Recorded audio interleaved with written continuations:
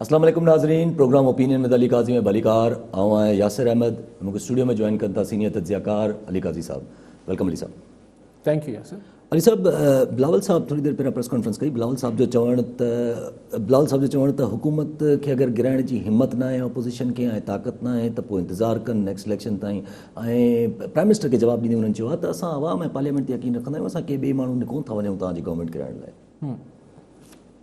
Prime minister के तो उहो जेको प्राइम मिनिस्टर बार बार चवनि पिया त फ़ौज के अपोजिशन अप्रोच करे पई हुकूमत किराइण लाइ, त उहो बिलावल साहब शायदि चए पियो त असांखे असीं आवाम जे ज़रिए हटाईंदासीं। हाणे आवाम जे ज़रिए कीअं हटाईंदा उहो त हिकिड़ी अलॻि बहस आहे। उहो त ख्वाबी अपोजिशन जो चकनाचूर थी वियो जॾहिं PDM टुटी वई, लॉन्ग मार्च थींदो, इस्तीफ़ा थींदा। अॼु बिलावल साहब ॿी ॻाल्हि इहा कई, उहो त ठीकु आहे न, त अगरि हुकूमत खे नथा हटाए सघो त बर्दाश्त कयो। हुन के ज़माने में बसनि जे पोयां लिखियलु हूंदो त हिम्मत है तो पास करो वरना बर्दाश्त करो, तो बर्दाश्त करो इमरान ख़ान को। सो ॻाल्हि इहा आहे त इहो बार जेको मेणा ॿिन्ही पासनि खां अचनि था न, यानी नवाज़ लीग ऐं मौलाना फज़ल रहमान पारां पीपल्स पार्टी ते अचनि था, पीपल्स पार्टी पारां हुननि ते वञनि था। त अॼु बिलावल साहब चयो त भई तव्हां बोज़दार खे ऐं इमरान ख़ान खे हटाए सघो पिया नो कॉन्फिडेंस जे ज़रिए, त नथा हटायो त तव्हां सहूलियतकार आहियो हुकूमत जा। हू चवनि था त पीपल्स पार्टी सहूलियतकार आहे हुकूमत जी, छाकाणि त इस्तीफ़ा नथी ॾे। पोइ हिन बिलावल साहब इहो जुमिलो बार बार चए थो, अॼु बि चई प्रेस कॉन्फ्रेंस में, त भई तव्हां एॾी इस्तीफ़ा इस्तीफ़ा इस्तीफ़ा रट लॻाए वेठा हो, त पोइ तव्हां इस्तीफ़ा ॾेई छॾियो आहे। जी हा, ठीकु आहे, तव्हां इस्तीफ़ा ॾेई छॾियो आहे, न पिया ॾियो त माना तव्हां बि दरअसल दाल में कुझु काला आहे। मां इहो सोचियो पिए त तव्हां बि चओ था त नो कॉन्फिडेंस पीपल्स पार्टी वारा, इन हाउस चेंज तव्हां आणे वठो, सेनेट में ई आणे वठो, तव्हां आणे वठो, नथा आणे सघो न हिक ॿिए खां सवा। पीपल्स पार्टी क़ौमी असेंबली या पंजाब असेंबली में नो कॉन्फिडेंस नवाज़ लीग जी सपोर्ट खां सवा नथी आणे सघे। साॻी रीति इस्तीफ़ा रुगो नवाज़ लीग ॾेई छॾींदी या मौलाना फज़ल रहमान जा 3-4 ॾेई छॾींदा पार्लियामेंटेरियंस, त हुन सां हल नथो थिए मसइलो। हुन लाइ पीपल्स पार्टी बि अगरि गॾियल तौर ते इस्तीफ़ा ॾे आहे नवाज़ लीग सां, त उहो भोचाल या प्रेशर क्रिएट थिया। सो ॿिन्ही यानी न हाणे नो कॉन्फिडेंस अची सघे थो छाकाणि अपोजिशन विरहायल आहे, न ई इस्तीफ़ान या लॉन्ग मार्च जे करे कुझु थी सघे थो। सो ॿिए लफ़्ज़नि में बर्दाश्त कयो, इंतज़ारु कयो ऐं 5 साल इमरान ख़ान साहब पूरा कंदो, पोइ तव्हां अची पंहिंजो वारो वठिजो अगरि इलेक्शन में तव्हांखे माण्हू अगरि चूंडाए सघनि। लेकिन अॼु जेको बिलावल साहब हू जेको ॻाल्हि कढी सिंध ऐं पंजाब, लाड़काना ऐं लाहौर जो नवाबशाह ऐं रायबरेली जो फ़र्क़ु जेको आहे, उनमें ख़ुर्शीद शाह वारी ॻाल्हि बि कनि पिया त हुननि सां हीअं थिए थो, लाहौर वारनि सां त ईअं थिए थो, त 10 साल खां पोइ बि हुननि खे माफ़ी मिली वञे थी, असांखे नथी मिले। उहो हिकिड़ो आहे, हिकिड़ो कॉन्स्टेंट हिकिड़ो तज़ाद आहे। जेका ॻाल्हि बीबी शहीद पाण शुरू कई हुई त लाड़काना का वज़ीर आज़म और लाहौर का वज़ीर आज़म में फ़र्क़ु होता है, यानी जंहिंखे पोइ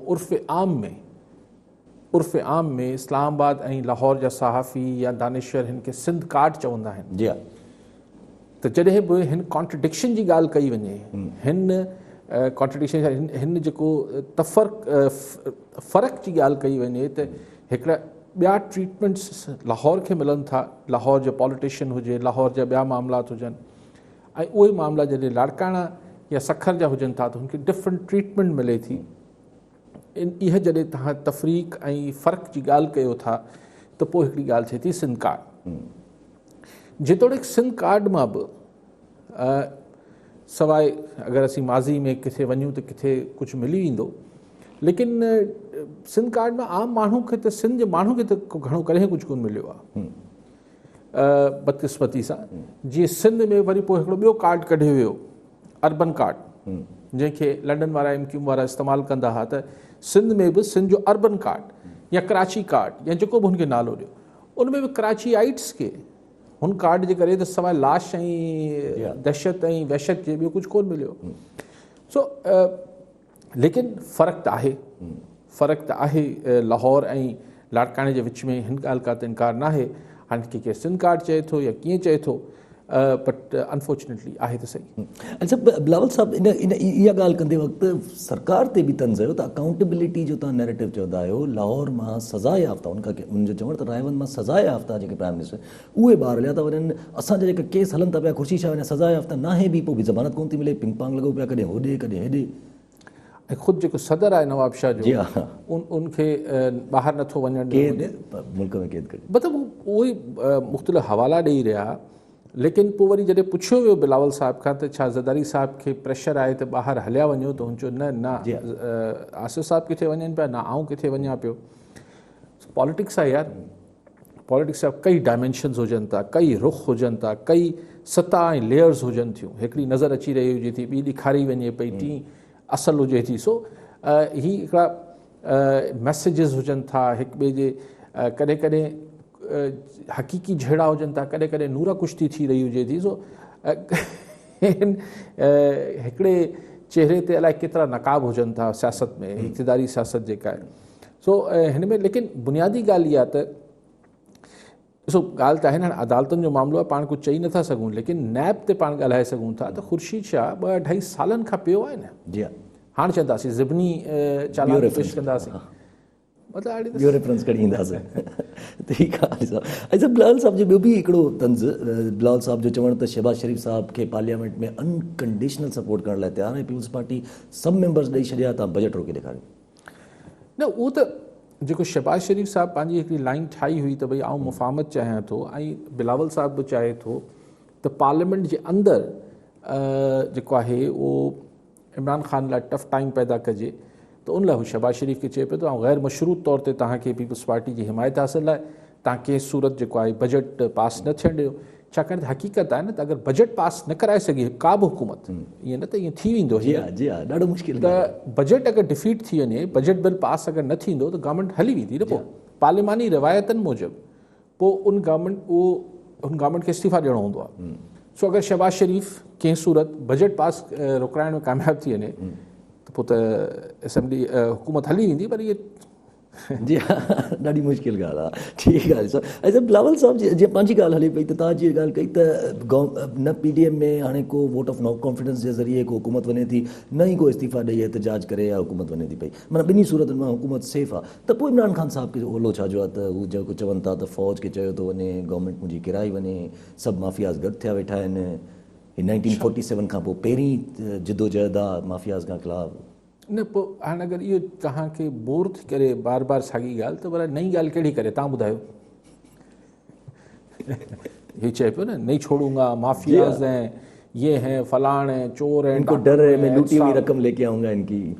सो अगरि तव्हांखे शौक़ु आहे त तव्हां का नई ॻाल्हि ॿुधो, तव्हां चैनल मटाए वठो। हिन चैनल ते त इहा ई ॻाल्हि हले पई फ़िलहाल। परेशानी छा जी आहे प्राइम साहब खे जॾहिं हुकूमत परेशानी इहा आहे तव्हां तकरीर जॾहिं तव्हांखे रोज़ तकरीरूं करणियूं हुजनि, यासिर साहिब भला छा नई ॻाल्हि रोज़ किथां पॉइंट खणी ईंदो।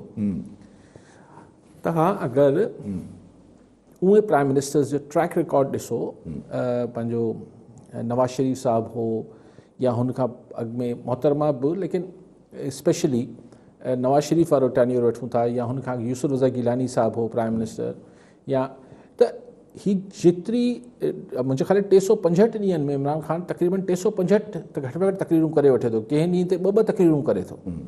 हाणे TV अची वियो आहे त 2-2 तकरीरूं कॾहिं हिकिड़े ॾींहं में करे थो। त हाणे 365 नवां मौज़ू प्राइम मिनिस्टर लाइ कहिड़ा किथां खणी अचे।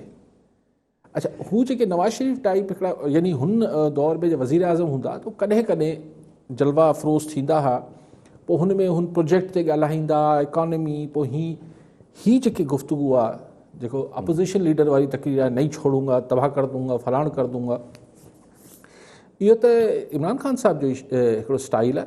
त हाणे तव्हां 365 ॾींहं अगरि हिकिड़े माण्हू खे तकरीर करणी हुजे, मिसाल तव्हांखे ई करणी हुजे त तव्हां छा कंदो?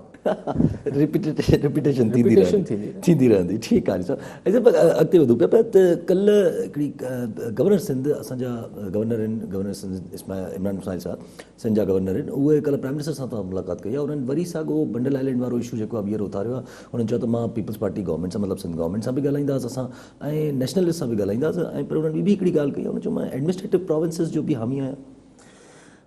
ख़ैर ॾिसो, गवर्नर इमरान इस्माइल साहिबु या इमरान ख़ान साहिबु चए थो त साईं कॉमप्रस्तनि सां बि ॻाल्हाइबो, पीपल्स पार्टी सां बि ॻाल्हाइबो, पहिरीं ग़लती थी वई, कॉमप्रस्तनि सां न ॻाल्हायो, ॻाल्हाए वठो। अगरि कॉमप्रस्त तव्हां सां ॻाल्हाए राज़ी थी वञनि था, राज़ी हिन सूरत में थी वञनि था त हीअ तव्हांजी मिल्कियत आहे, तव्हां ठाहे वठो, राज़ी करे वठो। ॾिसो, ॻाल्हि इहा आहे त कुझु शयूं पोइ कॉमप्रस्तनि या पीपल्स पार्टी जे वस जी ॻाल्हि न आहे। ही सिंध जी मिल्कियत आहे, हिन ते सिंध जो आम माण्हू मुतफ़िक़ आहे, हिन ते कंसेंसस आहे। त अगरि तव्हांखे कॉमप्रस या पीपल्स पार्टी इहो लिखी ॾियनि था त हा दादा तव्हांखे आई मिल्कियत वफ़ाक़ खणे करे ॾिसनि, कोशिशि करे ॾिसनि, पर आउं नथो सम्झां ईअं थी सघे थो। बाक़ी अगरि कंहिं मोह माणपे में को प्रोजेक्ट खणी अचनि था ऐं हुनखे इहो पहिरीं त मञनि त ही सिंध जी मिल्कियत आहे, जेको हाणे मञी वरितो अथनि तक़रीबन, ऐं पोइ को प्रपोज़ल ॾियनि जंहिंजी का गारंटीज़ हुजनि, को हिकिड़ी को, ऐं पोइ उहो मीडिया में रखिजे, उन ते डिस्कशन थियनि। बंदि कमरनि में कॉमप्रस या पीपल्स पार्टी बि राज़ी थींदी त उन सां कहिड़ो फ़र्क़ु पइजी वञे। सो उनखे ओपन डिस्कशन कनि, हुन ते पोइ हुन मां जेको हल निकिरे, तरक़ी थिए। तरक़ी सां कंहिंखे इख़्तिलाफ़ हूंदो या सर, तरक़ी सां त कंहिंखे इख़्तिलाफ़ न आहे बहरहाल हुनमें, लेकिन तरक़ी जे नाले ते अगरि हुते मोहाणनि जा हक़ वञनि था या हिते जा जेके सिंध जे माण्हुनि जा हक़ वञनि था या सिंध जे माण्हुनि जी सिंध जी इकॉनमी खे को फ़ाइदो नथो पहुचे, इहे सभु इशूज़ आहिनि। उहो थ्रेडबेयर डिस्कस थियनि ऐं पोइ थिए त कंहिंखे बि एतिराज़ न हूंदो। ऐं रन कम अज़ कम बाक़ी हाणे इंतिज़ामी यूनिट, ही गवर्नर साहब आहिनि, हाणे छा चवनि, इंतिज़ामी यूनिट जी कहिड़ी गुंजाइश आहे, इहो तसवर छा आहे? तव्हां हिकिड़े सूबे खे ॾिसो, 73 जो आइन जो तव्हां पहिरियों पेज खोलींदो त हू पाकिस्तान जी तशरीह छा पिया कनि। उन्हनि 4 सूबनि जो ज़िक्र थियल आहे ऐं पोइ आज़ाद कश्मीर जो ज़िक्र थियल आहे। तव्हां छा चवंदो हिनखे? अरे दरवेश माण्हू आहिनि, गवर्नर आहिनि, दरवेश थी सघनि था, रियासती सूफ़ी मंच दरवेश क़िस्म जा माण्हू आहिनि। ठीकु आहे। कॉलर सां गॾु प्यार अली दल मीरपुर बटोरो मां। जी दल साहब, छा सवाल हूंदो? जी सर, काज़ी साहब का सवाल आहे त सिंध में अमन अमान जी सूरत हाल ॿियनि सूबनि जी भेट में कीअं था ॾिसो? क़त्ले आम, क़बाइली जहिड़ा धाड़ियल पुलिस जे प्रोटोकॉल में हलनि था। वॾनि ॾुहारियुनि खे पुलिस ऐं वॾनि हथनि जी सपोर्ट आहे, जॾहिं त नंढनि ॾुहारियुनि खे वरी वॾनि ॾुहारियुनि जी सपोर्ट आहे। जॾहिं सिंध अमन जी धरती आहे ऐं हिन समूरी बदअमनी जो ज़िम्मेवार केरु आहे? काई साहब खां पुछंदासीं। ठीकु आहे। कंपेरिज़न साईं पुछनि पिया त अमन अमान जे हिसाब सां। साईं कंपेरिज़न आऊं कीअं कंदुसि दल साहब, मूं वटि ख़बर न आहे त KPK में, हाणे KPK में त वज़ीरिस्तान ऐं वाना बि हाणे अचे थो, गॾाए छॾिया अथनि क़बाइली इलाइक़ा। बलूचिस्तान जी छा आहे, पंजाब जी छा आहे, आऊं नथो भेट करे सघां। पाण पंहिंजी ॻाल्हि कयूं त जेतिरो बि आहे उहो घटि न आहे। धाड़ेलनि जो हाणे किथे चवनि था त हुते असां पुलिस पिकेट्स ठाहे छॾियूं आहिनि शिकारपुर वारे पासे ते, किथे चवनि था त असां हाणे कचे पाणी ईंदो, बोर्ड जो जेको कचे में पाणी अचे थो, उनखां पोइ धाड़ेल असीं हितां निकिरंदा ॿेरनि मां त पोइ असीं झलींदासीं। माना ऑपरेशन त फ़िलहालु अलाए कॾहिं को खुफ़िया ऑपरेशन थींदो, ओचितो शुरू थी वञे, कहिड़ी ख़बर। ऐं ऑपरेशन आउं वरी चवां थो ऑपरेशन बदिरां रोज़ जी कार्रवाई थियणु खपे, लेकिन बहरहाल बाक़ी शहरनि में बि क्राइम वधियल आहे। हाणे इनखे ॿियनि सूबनि सां भेट करण जी ज़रूरत न आहे। अगरि हुते अलाह करे अमन हुजे, न आहे त अलाह करे हुते बि अमन थिए, पर असां वटि अमन थियणु खपे। ज़िम्मेवार को हिकिड़ी धुर, हिकिड़ो दौर, हिकिड़ो पुलिस वारो, हिकिड़ो ऑफिसर थोरी आहे। हीअ हिकिड़े पूरे मुनज़म तरीक़े सां शयूं थियूं आहिनि। हिकिड़े ॾहाकनि जे ते मुहित आहे इहा कहाणी, कीअं वधिया किसा, छा थियो, टिकी कहाणी आहे। अच्छा, पर इन पुलिस जे मामले ते अॼु बि हिकिड़ी न्यूज़ ॾिठीसि त वरी अॼु 3 फुल फ्राए थिया आहिनि, एलिजिडली कयो वियो आहे पुलिस जे तरफ़ां। पुलिस चवे थी आहिनि मुलविस, हू चवंदा न आहिनि मुलविस। असांखे खैरपुर? जी हा, जी हा, खैरपुर में न, खैरपुर जा हुयो मेरे ख्याल सां 9 दरे जे वेझो किथे सही आहे। ॾिसो, हिननि सां को मसइला हल त कोन था थियनि। फुल फ्राए, हाफ फ्राए, ही छा नॉनसेंस ॻाल्हियूं आहिनि। माण्हुनि खे तव्हां ही छा था कयो?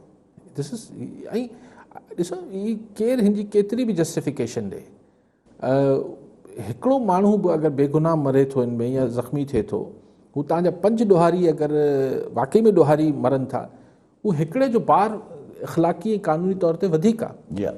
सो कानून में इनजी का गुंजाइश, अगरि पुलिस वारा ई जज बि थी वेंदा, पोइ जुडिशरी खे फारिग करे छॾियो। जी हा, जेको पाण ई ही नॉनसेंस ॻाल्हि आहे यार, ही मतिलबु ही मूंखे त कॾहिं बि हज़म न थी आहे।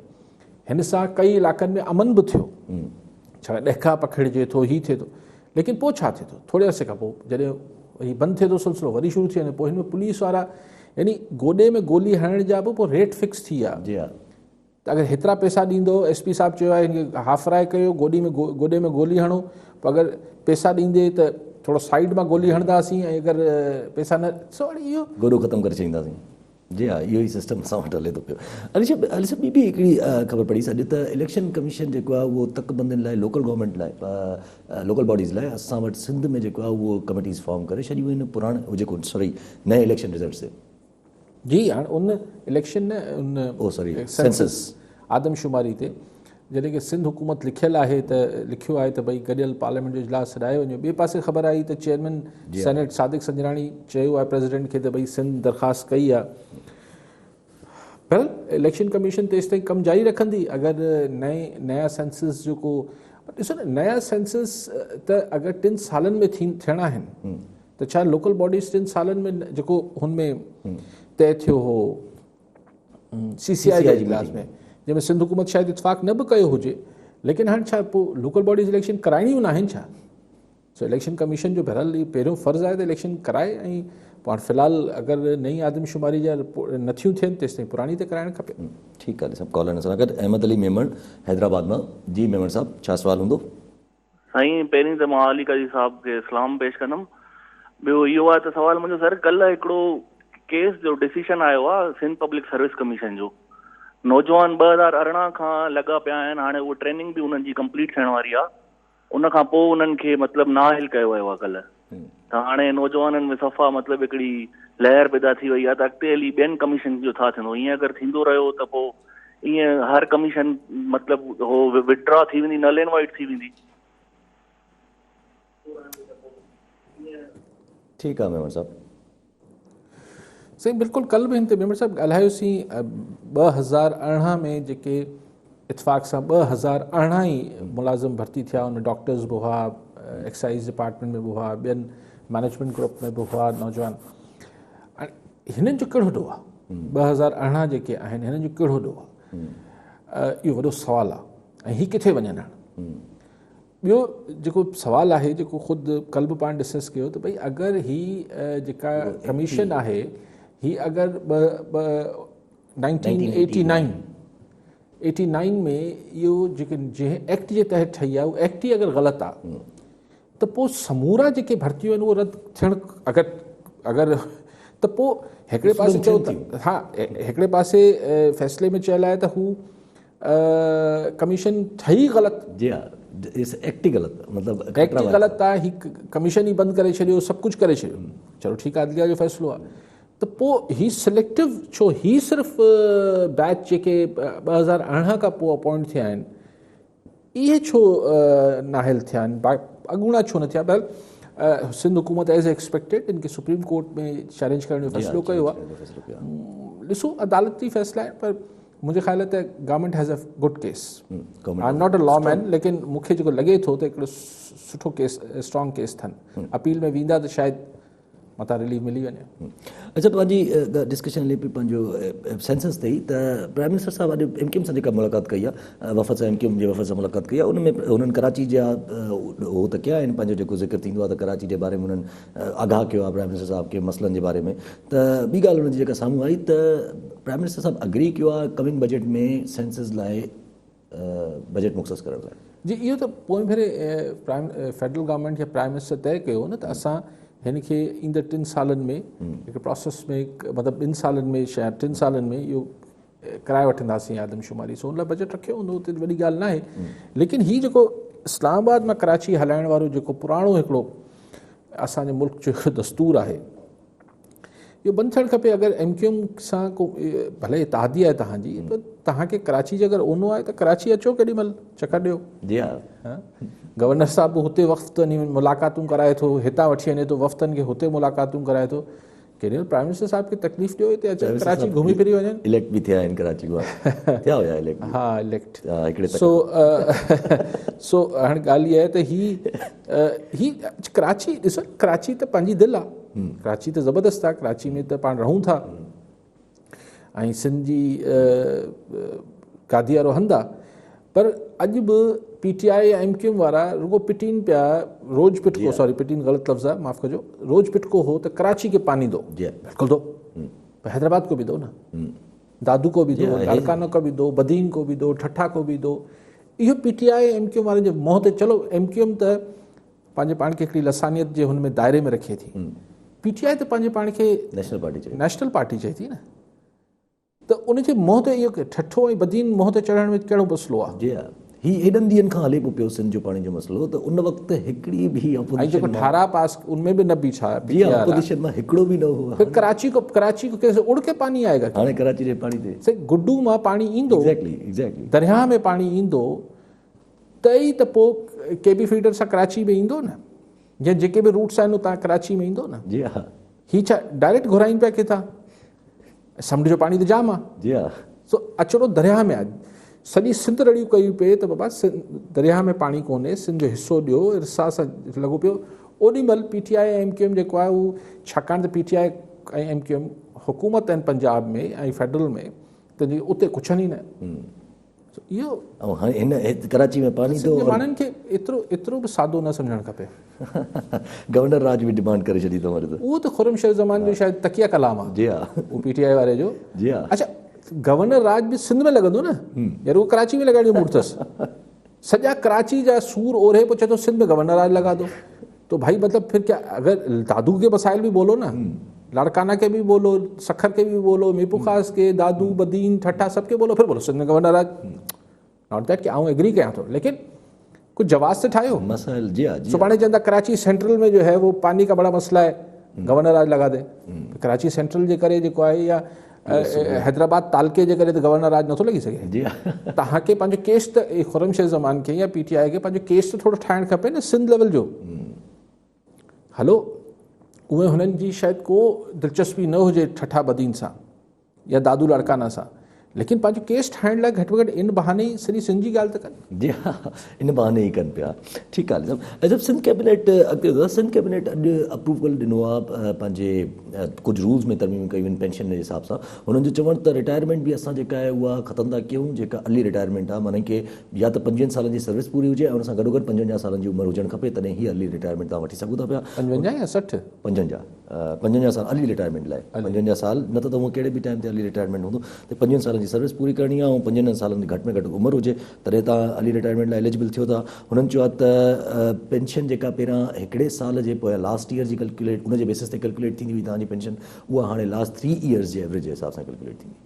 मतिलबु अगरि को रिटायरमेंट खां 6 महीना या 6 ॾींहं हफ़्तो पहिरीं अगरि प्रमोट थियो आहे अपर स्केल में, त हाणे उनखे उहा न मिलंदी पेंशन। हाणे उनखे 3 सालनि, यानी अगरि पहिरीं 16 ग्रेड में रिटायर हो ऐं पोइ रिटायरमेंट खां 17 ग्रेड में हलियो त 17 ग्रेड जी उनखे पेंशन न मिलंदी, 16 ग्रेड जी मिलंदी।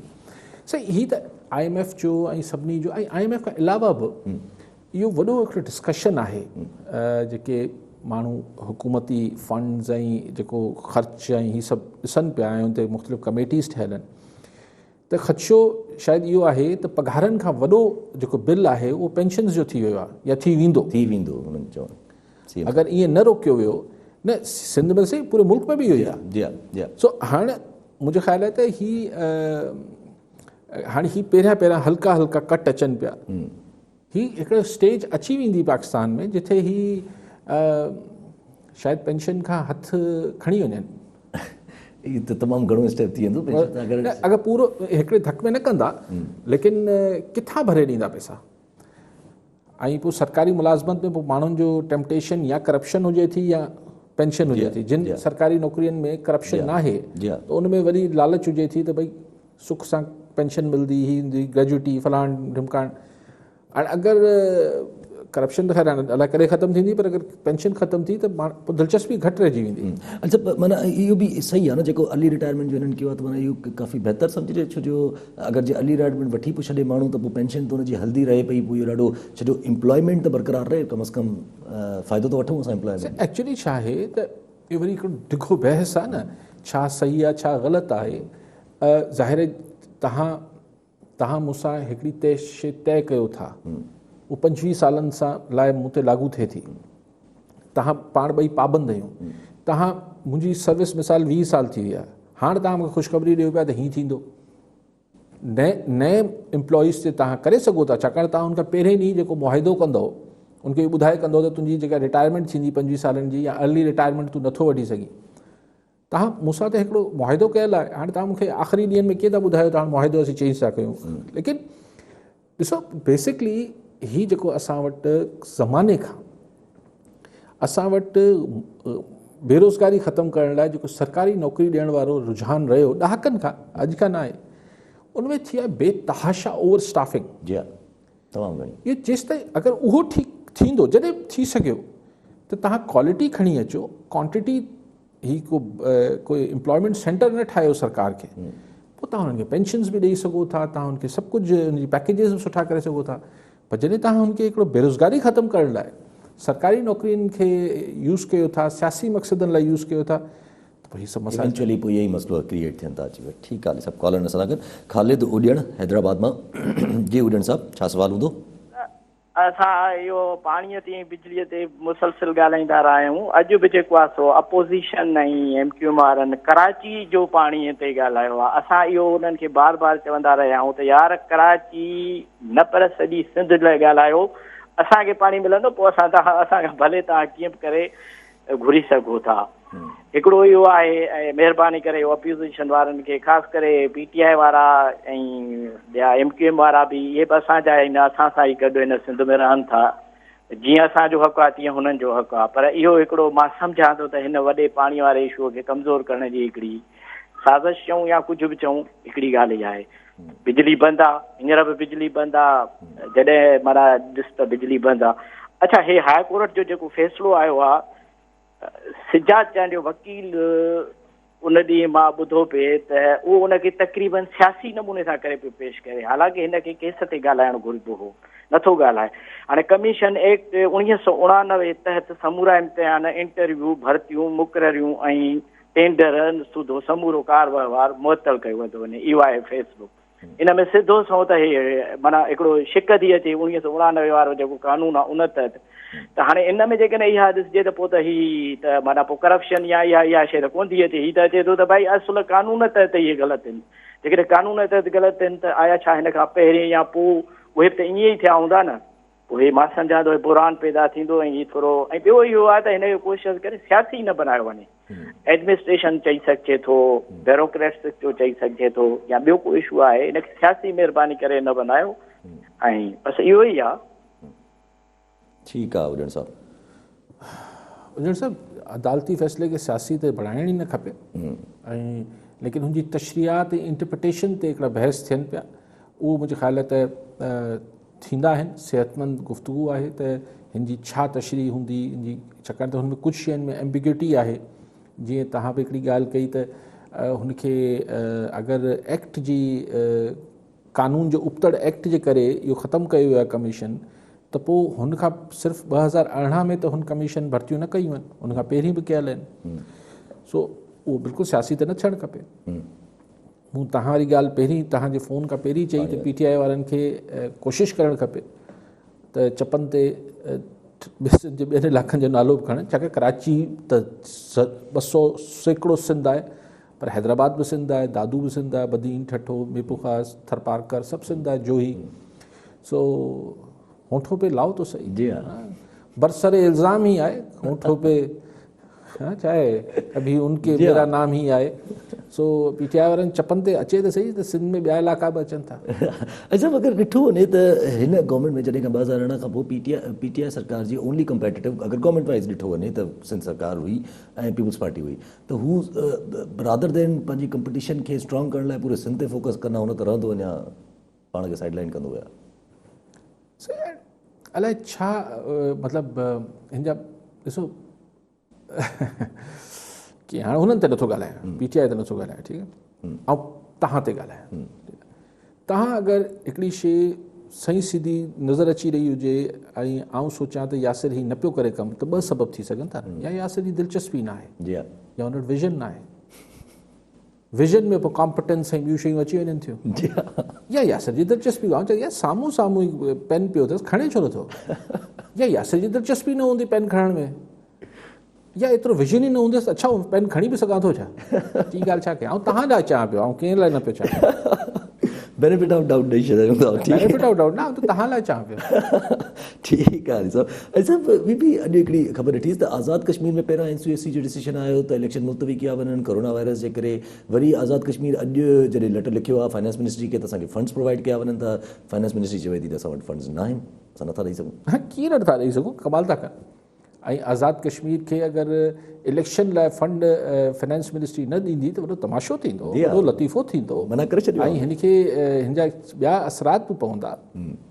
तव्हां छा मज़ाक था कयो छा? अगरि तव्हांखे PTI खे आसिरो न आहे इलेक्शन खटण जो आज़ादु कश्मीर मां त तव्हां हुते इलेक्शन न थियणु ॾींदो? ऐं आज़ादु कश्मीर आहे भाई, जी हा ही को मतिलबु उहो थोरी आहे छा कहिड़ो जेको इलेक्शन पंजाब में थिया कहिड़ो डस्का थोरी आहे। आज़ादु कश्मीर में तव्हां इलेक्शन कीअं न करणु ॾींदो? गिलगित बल्तिस्तान में करणु ॾियो था, आज़ादु कश्मीर में न करणु ॾींदो भाईजान, कैसे? पैसे नहीं है यार, कमाल थी वियो। जिते असां ॾेढ अरब ॾेई सघूं था, बाक़ी असां वटि कोन्हनि, इहो हुननि रिप्लाई। बाक़ी किथां आणी? आहे त मज़ाक आहे, माना हिकिड़ो क़िस्म जो मज़ाक ई क्रिएट करे छॾियो। अच्छा हामिद मीर साहब ते ॻाल्हि निकिती त हामिद मीर साहब की वरी सेडिशन जा चार्जिस थी विया आहिनि, पिटिशन दाख़िल थी वई आहे हुनजे खिलाफ़, गद्दारी जा केस। छा अदालत में केरु वियो आहे या FIR कटी आहे? न अदालत में कोई पिटिशन दाख़िल कई आहे। ठीकु आहे, उहो त हाणे हर कंहिंजो हक़ु आहे त उहो कंहिंजे खिलाफ़ असां वटि गद्दारी त ॾाढो आसानु आहे न, कंहिं ते बि गद्दारी जो कंहिं बि ॻाल्हि जी। लेकिन आउं इहे सोचां पियो, मूंखे नियतनि जी ख़बर त ख़ुदा खे, ठीकु आहे न, intentions it's very hard to prove the intention, तव्हांजी नियत छा आहे, नियत कीअं साबित कंदो। लेकिन जेतिरी थोरी टके जी ॻाल्हि कानून जी पाण खे बि ख़बर आहे त जॾहिं पाण हुन जेको जंहिं हामिद मीर जे जेको हुन ॻाल्हायो आहे हुन असद वारे किसे खां पोइ जेको सोशल मीडिया में वायरल थियो ऐं जंहिं ते पोइ घणी कॉन्ट्रोवर्सी थी, तंहिंखां पोइ हुनजे चैनल बि हुनखे हटाए छॾियो हुनजे शो खां हामिद मीर खे। हू जेका गुफ़्तगू मूं ॿुधी आहे हुन कानूनी तौर ते हुन कंहिं बि इदारे जो कंहिंजो बि नालो न खयो आहे। हाणे पाण सही ग़लति ते आउं बहस न पियो कयां, ऐं स्ट्रिक्टली लीगल टर्म्स में ॻाल्हायां पियो त हिन गिरफ़्त में कीअं थो अचे। हू बि हिकिड़ो पुराणो सहाफ़ी आहे, हुनखे ख़बर आहे त लफ़्ज़ कहिड़ा ऐं कीअं लिखिबा ऐं छा लिखिबा ऐं कीअं ॻाल्हाइबा। ख़ैर हिन में त थोरो मीर साहब थोरो हथनि खां निकिरी वियो हो असांजे मुल्क जे हिसाब सां, लेकिन ॻाल्हि इहा आहे त हिन में कानूनी तौर ते गिरफ़्त में त अचे ई कोन थो। छा जो केस हिन में गद्दारी छा कई त जनरल रानी जो नालो खयो, त जनरल रानी जो नालो सभिनी खे ख़बर आहे छा मामिलो जनरल रानी जो, किसने किसको गोली मारी, इहा बि को कानूनी गिरफ़्त में नथी अचे ॻाल्हि न। इन ऑल फेयर पाण खे स्ट्रिक्टली लीगल टर्म्स में ॻाल्हायूं पिया। पाण हुनजी नियत छा हुई हामिद मीर जी, उहो हामिद मीर ॼाणे, अलाह ॼाणे, ठीकु आहे। ऐं हुन हामिद मीर इहो सभु कुझु ॻाल्हायो, सही ॻाल्हायो ग़लति ॻाल्हायो, इहा हिकु अलॻि बहस आहे। बहस ई आहे मतिलबु जेको तव्हां मूंखे चओ था त हुते गद्दारी जो केस दाख़िल कयो आहे त मां यकदमि सोचणु शुरू कयो त हू जेको ॿियो ॿी ॻाल्हि कढी अचनि ॿी ॻाल्हि आहे, लेकिन अगरि हिन जी हिन सोशल मीडिया जी क्लिप जेको हुन सहाफ़ियुनि जे एहतजाज में ॻाल्हायो आहे उनमें को अहिड़ो जुमिलो न आहे। तव्हां त कानून पढ़ो था, मूंखे ॿुधायो त उनमें किथे उनमें त को गिरफ़्त में त अचे ई नथी ॻाल्हि। सो ॻाल्हि इहा आहे त ॾिसो शयुनि खे एतिरो मतिलबु हाणे हू जेको हू हमरा हो नवाज़ लीग वारो MNA हुन ते बि शायदि गद्दारी जा केस जावेद एग्ज़ैक्टली पुराणो दौर यादि थो अचे, गद्दारी जा केसिस उथंदा पिया।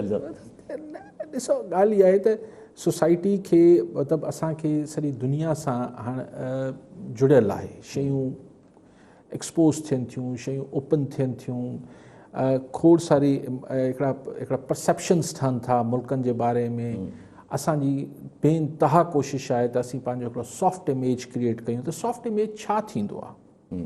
सॉफ्ट इमेज थींदो आहे त तव्हां वटि फ्रीडम ऑफ एक्सप्रेशन हुजे, फ्रीडम ऑफ प्रेस हुजे, तव्हां वटि जेको आहे ह्यूमन राइट्स जा वॉलेशन थियल हुजनि, तव्हां वटि को टेरर रिलेटेड फाइनेंसिंग या अदरवाइज़ का पैटनेज मौजूदु न हुजे, तव्हां वटि टूरिज़म हुजे, तव्हां वटि जेको आहे उहो तमामु घणा पॾेई माण्हू अचनि, सियाह अचनि, टूरिस्ट अचनि, इहे सभु शयूं मिला, तव्हां लिबरल हिकिड़ो आउटलुक तव्हांजो, दिस इज़ सॉफ्ट इमेज न।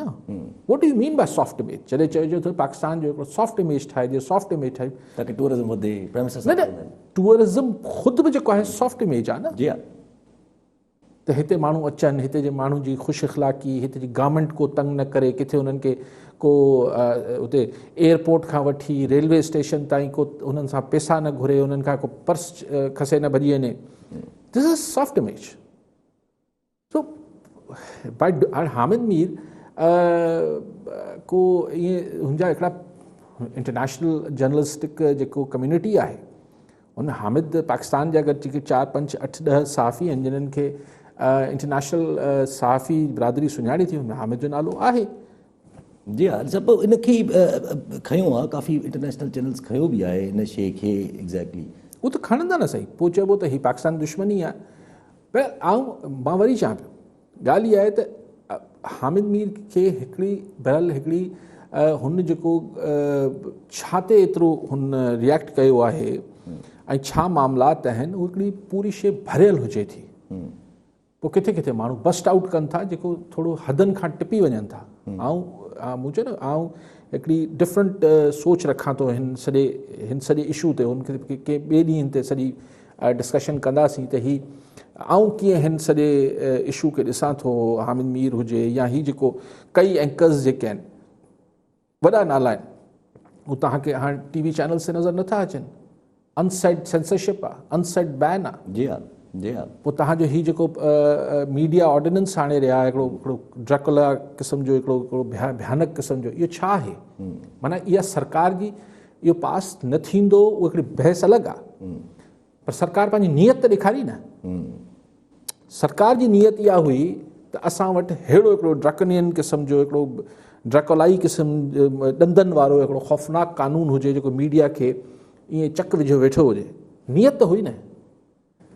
सो हाणे तव्हां ॾिसंदो त हिन जो हिकिड़ो आस्ते आस्ते एतिरो जॾहिं तव्हां सख़्तु रिएक्शन्स शुरू कंदा आहियो, सहाफ़ियुनि खे अलाए केरु पियो कुटे, कॾहिं कंहिंखे उते खंभे वञनि था, कॾहिं कंहिंखे गोली लॻे थी, कॾहिं छा थिए थो, कुझु न, त हिन सां को हासिलु न थींदो। हाणे मूं पढ़ियो किथे अख़बार में त जेको लाहौर बार वारा आहिनि शायदि, उहे ह्यूमन राइट्स कमीशन वारा ऐं कुझु ॿियूं तंज़ीमूं गॾिजी सॼी हाणे को इजलास घुराइनि पियूं। हाणे आस्ते आस्ते तव्हां ॾिसंदो सिविल सोसाइटी हिकिड़ो हिते, पोइ हुननि खे कुचलण जी कोशिशि थींदी। आई थिंक हासिलु छा थो थिए? कुझु बि नथो थिए, रंध नुक़सान थो थिए। अच्छा, अगरि नंढो आख़िरी हिकिड़ो सवालु रखी छॾियो तव्हां त पॉलिटिकल मतिलबु एतिरो टर्मोइल थियो जो बिल्कुलु असांजी जेकी पॉलिटिकल ऑपोज़िशन पार्टीज़ अहिड़े तरीक़े सां अची वियो त बसि ॾाढो को बहिरान अचण वारो आहे, हुकूमत हली वेंदी या कुझु अहिड़ो थींदो। वरी उनखां पोइ जॾहिं ख़तमु थियो त पोइ असां वटि TLP जेका बैंड अञा ताईं आहिनि, अपील उन्हनि कई आहे, उन्हनि जो हिकिड़ो बहिरान थियो जेको बि एॾो सेंसिटिव आहे जो मसइलो क्रिएट करे सघे पियो। वरी हाणे टियों ही बि एतिरो सेंसिटिव आहे, जर्नलिज़म वारो, मीडिया वारो, ही बि एतिरो सेंसिटिव मामिलो आहे जेको तमामु मुश्किल सूरत हाल करे छॾींदो आहे मुल्क में।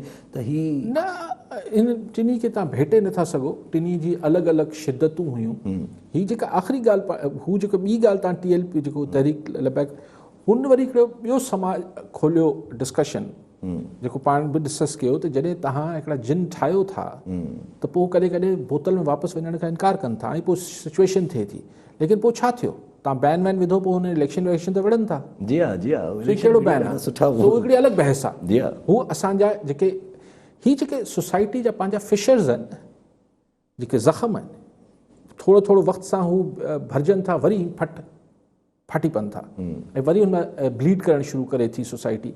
ही न थियणु खपे, हिन खे हीलिंग प्रोसेस ॾिजे। ॾिसो, असां माशाल्लाह हिकिड़ो हिकिड़ो मुल्क आहियूं, हिकिड़ी मुंहिंजे ख़्याल आबादी में 7 या 8 नंबर असीं दुनिया जो हिकिड़ो मुल्क आहियूं, न्यूक्लियर पावर आहियूं, असां वटि हिकिड़ी स्ट्रॉन्ग मिलिट्री इस्टेब्लिशमेंट आहे, असां वटि जुडिशरी फंक्शन करे थी, असां वटि हिकिड़े माण्हू जे बयान जे करे त मुल्क खे ख़तरो नथो थी सघे यार। जी हा, अगरि कंहिं बि, ऐं हामिद त नथो ॻाल्हाए, उनखे अची एतिरो खणिजे त हुन में सोच इहा अचे थी त हीउ मुल्क खां वधीक मसइलो इहो आहे त हिनजी हिमत कीअं थी हिन ॻाल्हाए। त सोच हू अचे, हाउ डेयर हिन जी हिम्मत कीअं थी ऐं इहो मुंहिंजो ख़्यालु आहे त विद द प्रोसेस ॻाल्हाइण वारनि खे बि सम्झणु खपे। मिसाल दुनिया में आऊं तव्हांखे अमेरिका जी पाण अगरि ख़ैर अमेरिका ऐं असां में फ़र्क़ु आहे लेकिन मिसाल चऊं अमेरिका में तव्हां अमेरिका जो झंडो साड़े छॾियो अमेरिका टुटी त कोन पवंदो हुनखे ख़बर आहे पर ॿियनि मुल्कनि में तव्हां इहो ओहो हो त मुल्क सां गद्दारी आहे पोइ गद्दारी जा सर्टिफिकेट ऐं हीअ सभु शयूं जारी थियणु शुरू थियनि थियूं which is not a good thing. हीअ जीअं ॾिसो ॻाल्हि इहा आहे त जॾहिं पाण चवंदा आहियूं त मज़हब जे नाले ते फ़तवा जेके जारी थींदा हीअ काफ़िर आहे हीअ फलाणा आहे ढिमकाइण आहे त हुनजी सॼी सोसाइटी हुन सां इत्तफ़ाक़ न कंदी हुई जी ऐं आख़िर में रियासत बि हुनखे डिस्करेज करणु शुरू कयो त बाबा इहो कमु रियासत जो आहे जी इहो तव्हां फ़तवा न जारी कयो त हीअ फलाणा या ढिमकाइण ईअं ई तव्हां इहो सम्झणो पवंदो असांखे सभिनी खे त सोसाइटी में असीं जेको गद्दारी जा सर्टिफिकेट जारी कयूं था हिकिड़ा आहिनि हिकिड़ा माण्हू वाक़ई में के पॾही कुवतनि खां पैसा वठी तव्हां वटि साबितियूं आहिनि सभु शयूं आहिनि केस कयो जेल में विझो उहा हिकिड़ी ॿी ॻाल्हि आहे ऐं उन लाइ बि केस आहे प्रोसिक्यूट कयो ख़तमु उहो त ठीकु आहे लेकिन एक्सप्रेशन जी तशरी कढी तव्हां जारी कयो था त हिन सां को फ़ाइदो कुझु कोन थो फ़ाइदो त कोन तव्हांजो जेको इमेज आहे सॉफ्ट इमेज आहे मुल्क जो उनखे नुक़सानु थिए उनखे नुक़सानु थींदो लॉन्ग टर्म अञा वधीक मुल्क खे नुक़सानु पवंदो। ठीकु आहे अली साहब वरी महिरबानी अली साहब नाज़रीन अॼु जे प्रोग्राम जो वक़्तु पूरो थियो वरी मिलंदा ईंदड़ प्रोग्राम में दुआउनि में